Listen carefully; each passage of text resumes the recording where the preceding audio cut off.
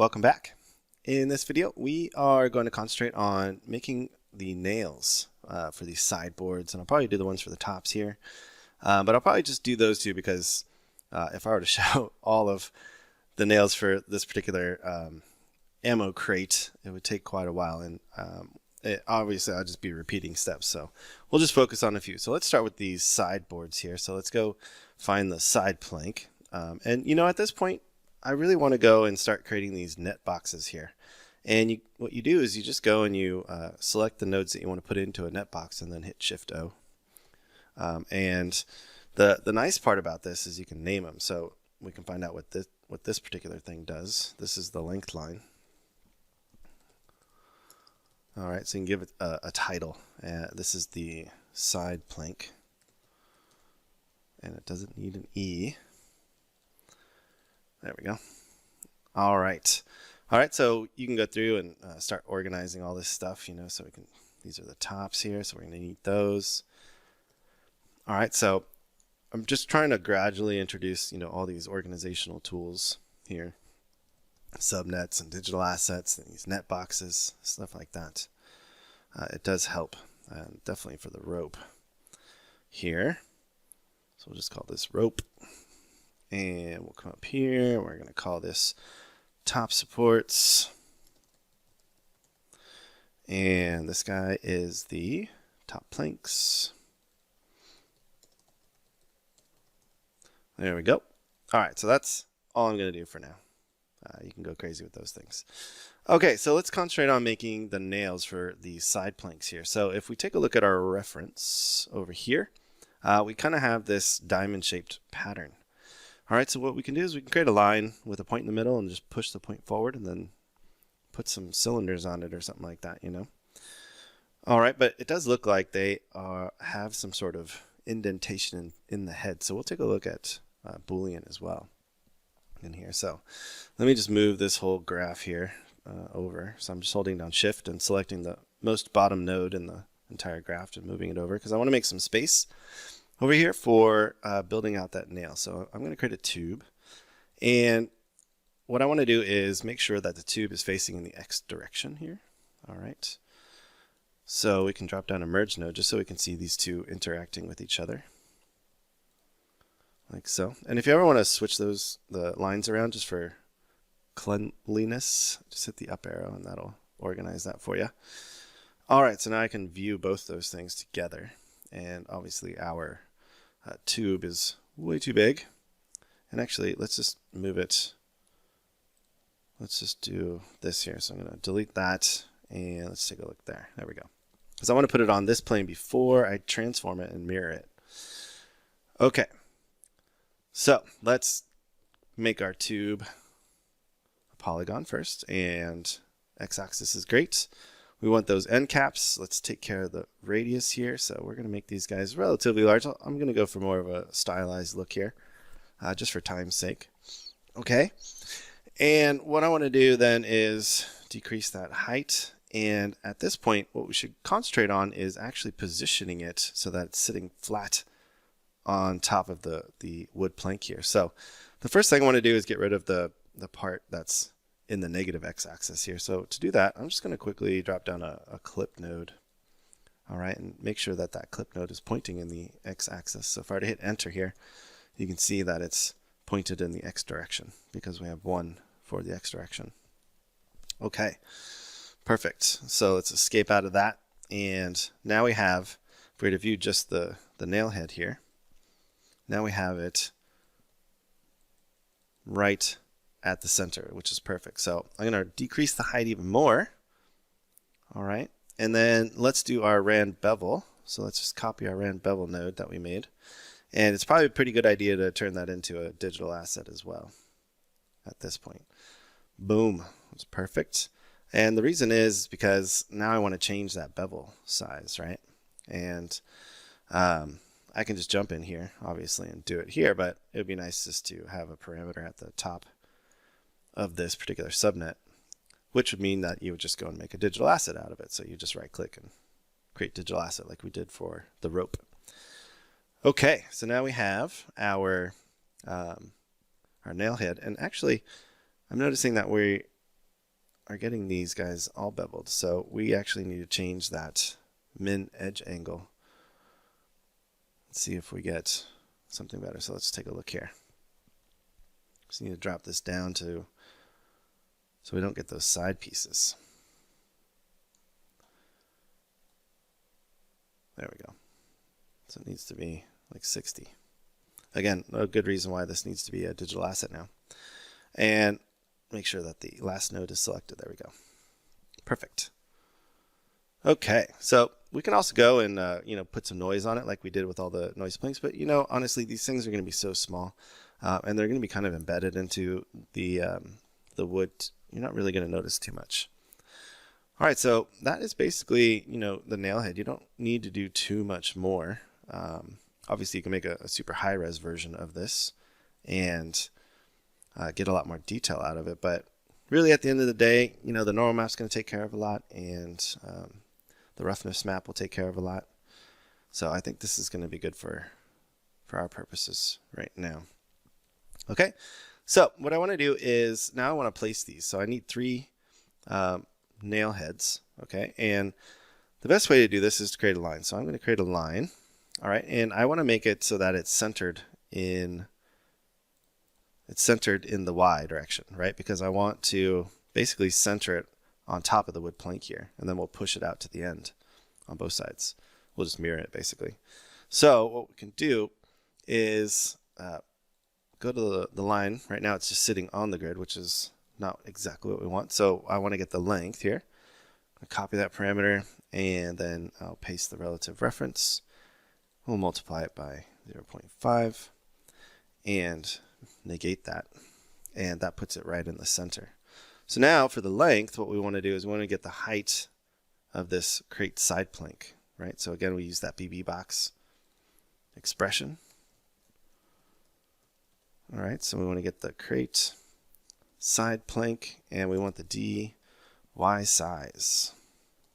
And that'll give me the size of that wood plank. So if I were to template that, you can see it's fitting perfectly inside of there. So then at this point, we want to do the carve technique so we can get that offset on the 2 ends. All right, and I have a preset for that. So we'll say equal offset. There we go. And then I need a point in the middle, right? Because we have those 3 nail heads there. So I'm going to resample. There we go. And we'll drop this down to maximum segments, and I'll put it to 3 or 2. So that way we get that point in the middle. All right, so let's make a little bit of space so we have some room to work. And what I want to do at this point is make sure that this particular line is also sitting exactly on top of the wood plank there. So we need to transform it now. So I'm going to transform it to the D, so it's going to be the X max from this particular node. And we're going to go out the X direction. So we'll say B box. From the crate side plank, we want the DX max. Perfect. Okay, so now we can actually test this out. Right? I do this all the time. I just try to get things set up in broad strokes and then fix things from there. All right, so now we have our 3 nail heads there. And I'm going to reduce the scale because these guys are pretty small according to the reference there. And we don't need them to be so tall. Really just wanted so that they catch some light in the texture.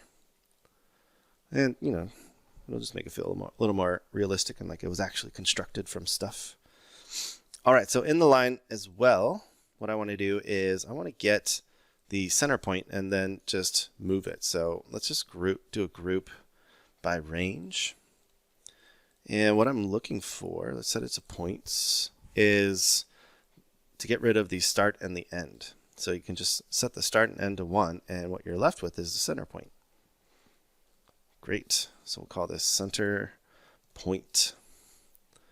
And then what I can do is drop down a transform node and go into the parameters for that transform node. Tell it to only work on the center point. And then in the Z direction, right, because this is facing, or it's lengthwise in the Z direction, what I can do is push it forward and back. So I'm just going to push it forward a little bit and then pass that into the copy to points. And now when we did that, the reason why this is happening is because the default normals that are generated from the line get all messed up when we start to transform the points around. And then the copy points needs the normal direction to place the nails appropriately. So this is an easy fix because we need them to point out the X direction. So if I were just to drop down a point expression node here, all right, what we're going to do, set this to normal, and we're going to say set to 1, 0, 0 for the X direction. And let's just take a look, see if that worked. That worked just fine. And they're still rotated, so basically we need them pointing in the Z direction. Let's try that out. There we go. Perfect. Okay, so now we can take this line here, just pipe that in, and now we have those guys. All right, so we can drop down a normal node here. So we get proper normals.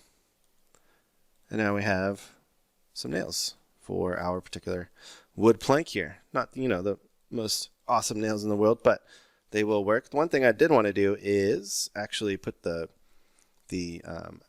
actual grooves, you know, for the screwdriver for this particular piece. And so to do that, I'm going to go to the original guy here. I'm going to actually create a box. So let's create a box here. Actually, let's do it with the curve. It'll be a lot faster and easier. And that's why we have all this stuff. So I'm going to just create a curve here so I can draw out the shape. There we go. All right, so I'm going to make this visible, template this guy, and what I want to do is I'm going to just start drawing out the shape of that, the groove that I want. So just something quick and dirty here. It's going to be so tiny. This thing doesn't need to be super awesome. All right, so that's perfect. So then let's do a mirror in both the Y and the Z here.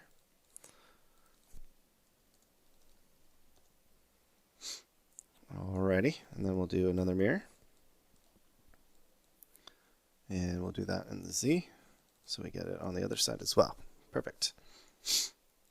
We can even go and rotate it a little bit now on the Z-axis. You can even randomize this. Oh no, it's on the X-axis. There we go. Do something like that. All right, so with that, let's go and take a look here. Well, let's see what we did. So tiny. All right, so a couple things that we need to do. So after this merge right here, let's go and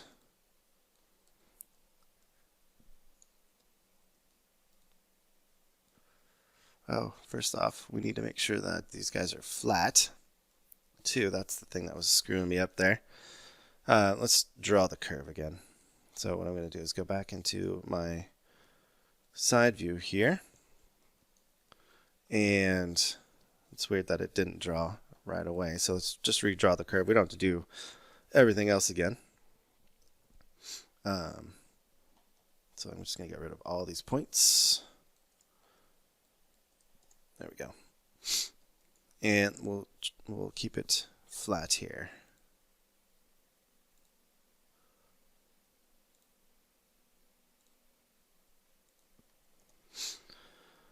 All right, so that looks way better. Okay, so we'll go back into our right view there, and everything should be fine now. Yep, perfect. And you can go and after the fact, you know, add more points if you want, or you can again hit S on the keyboard and adjust some of these points here just to get it a little more even. Cool. You can even, you know, pull these guys down if you need that kind of shape. There we go. All right. So what I want to do now is do a join node. All right, so there's that first join, and then we have this other down here. So let's put that guy there. And we should have, so we need to do a wrap last to first, I believe. Yeah. So now we have a piece of geometry that we've rotated. And I want to do a poly extrude, because what I'm doing is I'm creating the shape that we are going to use to boolean out. And I can go and create a little bit of an offset to it, you know, so it has a little bit of groove there. We can also use the transform here to push this out a little bit in X as well, so it's perfect. All right, so I'm going to put that into a subnet, so it'll kind of be my nail head there, and let's name it, call it nail head, and I want to do a boolean. So I'm going to boolean the nail head out of this guy, so I want to set this to subtract, and there we go. The thing that we need now, right, is we actually should do a polyfill, because it's trying to subtract it out of a surface that doesn't have anything in the back. So what I need to do is put that to a single polygon, and I believe this will work. Maybe? No? Oh, it's because this guy doesn't have any back either. So for the poly extrude, we need to output the back. There we go. There we go. So perfect. And again, you can make this into a digital asset and just use that over and over again. All right, so then at this point, I'm going to drop down to divide and do a really quick just triangulation on this. And we'll, oops, there we go. We don't want to generate the small slivers, no small angles either. There we go. So you have a pretty good piece of geometry there. Alrighty, so we're going to pump that into our copy to points and take a look. Awesome. Let's set this to 35 for the normals there. We'll do it after the fact then. There we go. And really all we need to do now is move them over to the end over here. So what we could do is get the Z min. All right. So let's move all this stuff again. It's starting to get a little large here. Move all these guys up. Move this down here like so.